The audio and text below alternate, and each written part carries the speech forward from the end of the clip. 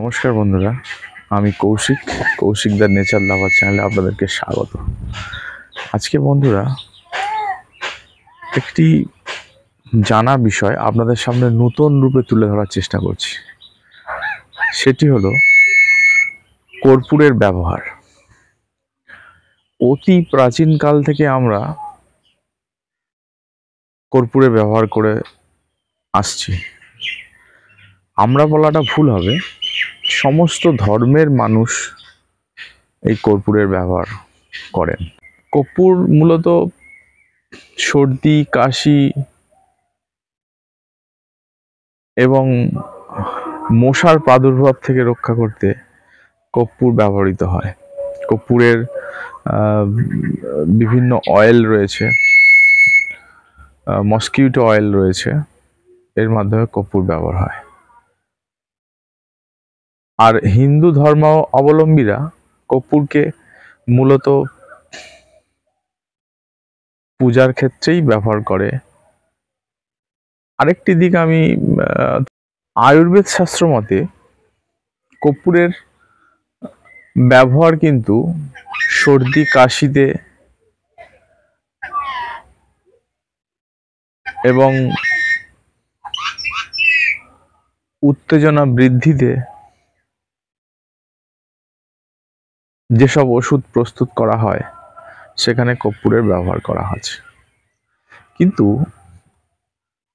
একটি তথ্য আপনাদের কাছে তুলে ধরি, কর্পূর সম্পর্কে, কর্পূরের উৎপত্তি সম্পর্কে অনেকের কিন্তু সঠিক ধারণা নাও থাকতে পারে, হয়তো আছেও, কিন্তু ধারণা না থাকতে পারে। সেই বিষয়ে কিন্তু আমি আপনাদের সামনে একটি তথ্য তুলে ধরছি। মূলত একটি আমার বাড়িতে রয়েছে একটি কর্পূর গাছ। এই দেখুন বন্ধুরা, এটা কর্পূর গাছ। এই কর্পূর গাছ, এটা খুব ছোট বয়সী একটি কর্পূর গাছ। এই 3 থেকে 4 বছর বয়স এই কর্পূর গাছটির। এর থেকে কর্পূর কিভাবে হয় সে সম্পর্কে আপনাদের প্রশ্ন থাকতেই পারে। কর্পূরের থেকে এমন তৈরি হয়, এই গাছের ছাল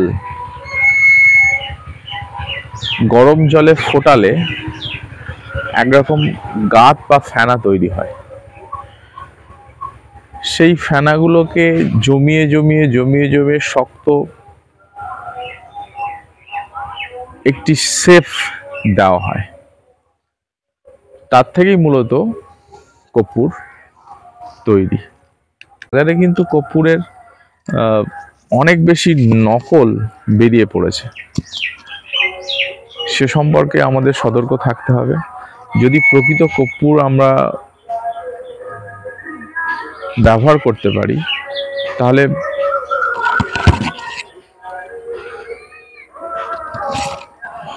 সমস্ত জীবাণু নষ্ট করে এবং বাস্তুশাস্ত্র মতে বাড়িতে যদি কলহ, বিবাদ, ঝামেলা, অর্থকষ্ট, দৈনন্দিন অনটন লেগে থাকে, তাহলে কর্পূর এবং লবঙ্গ যদি একত্রে একটি পাত্রে পোড়ানো যায় তাহলে সমস্ত রকম বাস্তুদোষ কেটে যায়।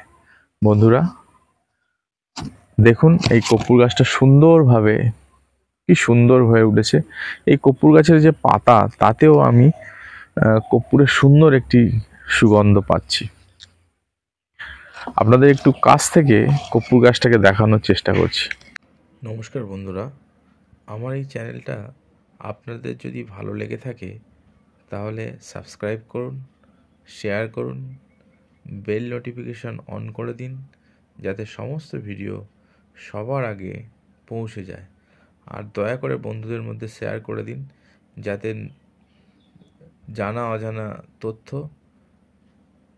তাদের কাছেও পৌঁছে যায়। নমস্কার বন্ধুরা,